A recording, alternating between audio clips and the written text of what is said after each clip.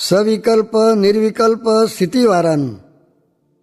સ્વામિનારાયણ હરે સંવત 1876 મહાશુદી ત્રીજને દિવસ શ્રીજી મહારાજ શ્રી ગઢડા મધ્યે દાદા ખાચરના દરબારમાં શ્રી વાસુદેવ નારાયણના મંદિરની આગળ લીમડાના વૃક્ષ હેઠે ઓટા ઉપર ઢોલિયો ઢરાવીને વિરાજમાન હતા ને ધોરો ખેસ પહેર્યો હતો ને ધોરી ચાદર ઓઢી હતી ને માથે ધોરી પાગ બાંધી હતી ને પીળા પુષ્પના તોરા પાગમાં લટકતા હતા ને કાન ઉપર ધોરા ને પીળા પુષ્પના ગુચ્છ ખોસ્યા હતા ને કંઠમાં પીળા પુષ્પના હાર પહેર્યા હતા અને પોતાના મુખારવિંદની આગળ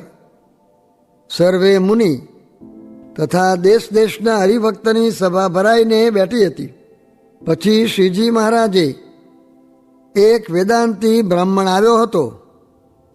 તેને પ્રશ્ન પૂછ્યો છે, તમે એક બ્રહ્મનું પ્રતિપાદન કરો છો અને તે વિના જે જીવ, ઈશ્વર, માયા અને જગત તથા વેદ, શાસ્ત્ર, પુરાણ તે સર્વેને મિથ્યા કહો છો, તે વાત અમને સમજાતી નથી તથા માન્યામાં આવતી નથી. માટે તમને પૂછીએ જ છીએ, તેનો ઉત્તર કરો. તે વેદ, શાસ્ત્ર, પુરાણ, સ્મૃતિ અને ઇતિહાસ તેની સાખે કરીને કરો. પણ કોઈક કલ્પિત ગ્રંથને વચને કરીને કરશો તો અમે તેને નહીં માનીએ, અને જો વ્યાસજીને વચને કરીને કરશો તો અમારા માન્યામાં આવશે. કેમ જે અમારે વ્યાસજીના વચનમાં દ્રઢ પ્રતીતિ છે. પછી તે વેદાંતીએ ઘણી પ્રકારની યુક્તિઓ લાવીને ઉત્તર કરવા માંડ્યો, પણ શ્રીજી મહારાજે તેમાં આશંકા કરી માટે તે પ્રશ્નનું સમાધાન થયું નહીં. પછી શ્રીજી મહારાજ બોલ્યા છે, સાંભળો, એ પ્રશ્નનો ઉત્તર અમે કરીએ જ છીએ. એ તો પરમેશ્વરને ભજીને થયા જે મુક્ત તેની સ્થિતિના બે ભેદ છે. જેમ મેરુ પર્વત ઉપર ઊભા જે પુરુષ તે મેરુ થકી ઓરા જે સર્વે પર્વત તથા સર્વે વૃક્ષ તથા તે પર્વત વૃક્ષનું આધાર જે પૃથ્વીનું તર તે સર્વેને પૃથક પૃથકપણે દેખે છે. તેમ સવિકલ્પ સમાધિવાળા જે જ્ઞાની મુક્ત તે જીવ, ઈશ્વર, માયા તથા તેમનું આધાર જે બ્રહ્મ એ સર્વેને પૃથક પૃથકપણે દેખે છે. અને વળી જેમ લોકાલોક પર્વત ઉપર ઊભા જે પુરુષ તે લોકાલોક પર્વતથી ઓરા જે પર્વત તથા વૃક્ષ તે સર્વેને એક પૃથ્વી રૂપે જ દેખે છે, પણ પૃથક પૃથકપણે નથી દેખતા. તેમ નિર્વિકલ્પ સમાધિવાળા જે મહામુક્ત તે જીવ, ઈશ્વર અને માયા તેને એક બ્રહ્મરૂપે કરીને દેખે છે, પણ પૃથકપણે નથી દેખતા. એવી રીતે બે પ્રકારની સ્થિતિવાળા મુક્ત છે. તેની સ્થિતિને યોગ્ય કરીને એ સર્વેનું સત્યપણું કહેવાય છે ને અસત્યપણું કહેવાય છે. અને સવિકલ્પ સ્થિતિવાળાના વચન વેદ, શાસ્ત્ર, પુરાણ આદિકમાં આવે છે તે એ સર્વેને સત્ય કહે છે. અને નિર્વિકલ્પ સ્થિતિવાળાના જે વચન તે સર્વેને અસત્ય કહે છે. પણ કાંઈ એ સર્વે અસત્ય નથી. એ તો એને નિર્વિકલ્પ સ્થિતિને બરે કરીને દેખાતા નથી. માટે અસત્ય કહે છે. અને વળી જેમ સૂર્યના રથમાં જે બેઠા હોય તેને રાત નથી, પણ જે પૃથ્વી ઉપર રહ્યા છે તેને રાત્રિ દિવસ છે, તેમ નિર્વિકલ્પ સિદ્ધિવાળાને મતે એ સર્વે છે નહીં, પણ બીજાને મતે તો એ સર્વે છે. અને આવી રીતે બ્રહ્મ નિરૂપણ કરે તો શાસ્ત્રના વચનમાં પૂર્વાપર બાદ ના આવે, ને એમ ન કરે તો પૂર્વાપર બાદ આવે. તે બાદને તો સમજતો ન હોય તથા એવી રીતની સ્થિતિને પણ ન પામ્યો હોય, અને કેવળ શાસ્ત્રમાંથી શીખીને વચન માત્રે કરીને એક બ્રહ્મપણાનું પ્રતિપાદન કરતો હોય, ને ગુરુ, શિષ્ય, જીવ, ઈશ્વર, માયા, જગત તથા વેદ, પુરાણ, શાસ્ત્ર એ સર્વેને કલ્પિત કહેતો હોય તે તો મહામૂર્ખ છે, ને અંતે નારકી થાય છે. એમ કહીને બોલ્યા જે આ અમે વાર્તા કરી તેમાં તમને આશંકા થતી હોય તો બોલો. ત્યારે તે વેદાંતી બ્રાહ્મણ બોલ્યો છે, હે મહારાજ, હે પ્રભો, હે સ્વામીન, તમે તો પરમેશ્વર છો અને જગતના કલ્યાણને અર્થે પ્રગટ થયા છો.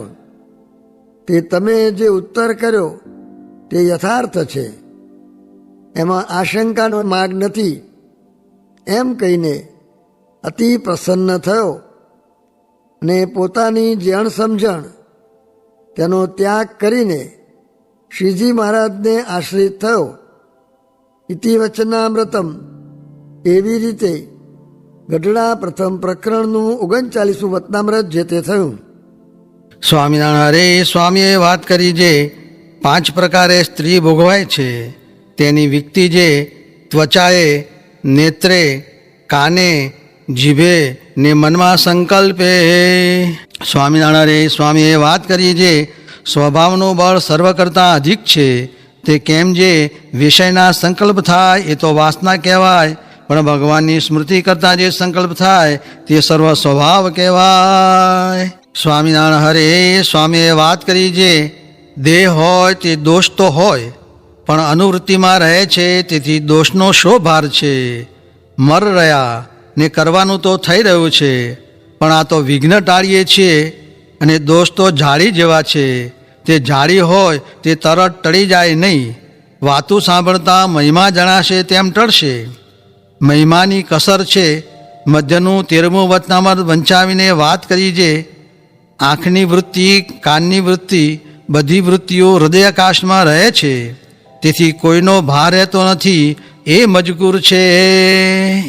સ્વામિનારાયણ. હરે સ્વામીએ વાત કરી જે સંકલ્પ કરે તેને મહારાજ કશું આપે નહીં. ત્યાં દ્રષ્ટાંત. એક વખત મહારાજ દહીં ને ભાત જમતા હતા. તે વખતે બધાએ સંકલ્પ કર્યા ને મેં સંકલ્પ ન કર્યો, તેથી બોલાવીને પ્રસાદી આપી.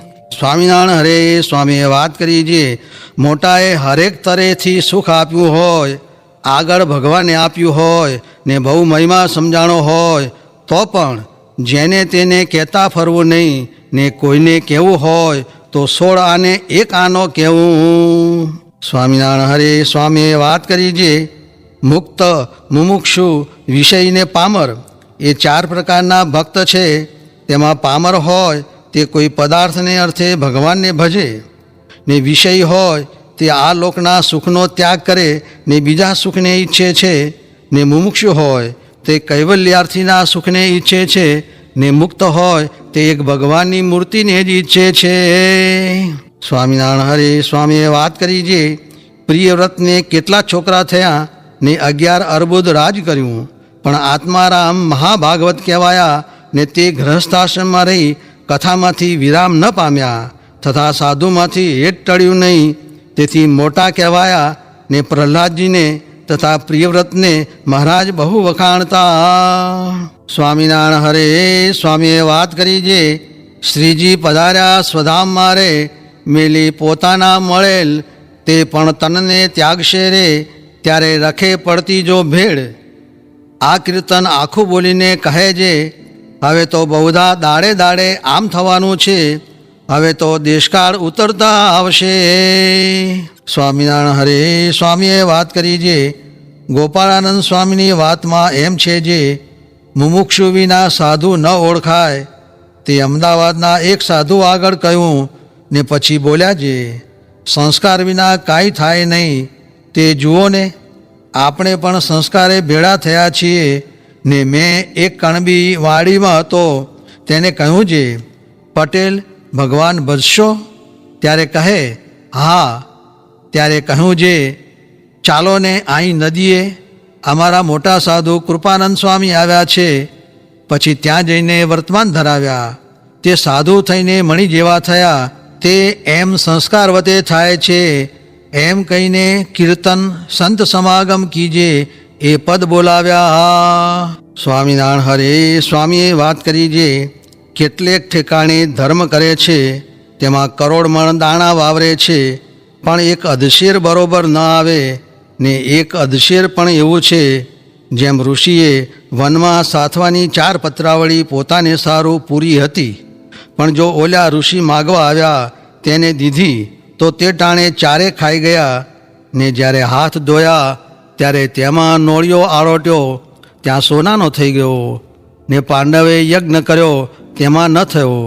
કાંજે એનું દ્રવ્ય એવું હતું, એ ધન તે મરુત રાજાનું લૂંટીને લાવ્યા હતા ને ઓલો થોડો જ સાથો હતો, પણ મહેનત કરીને ભેળો કરેલ અને વળી શ્રદ્ધા સોતું દીધું. તેમ આગળ પાત્ર પણ એવું હતું, માટે પાત્ર જોઈને દાન કરવું.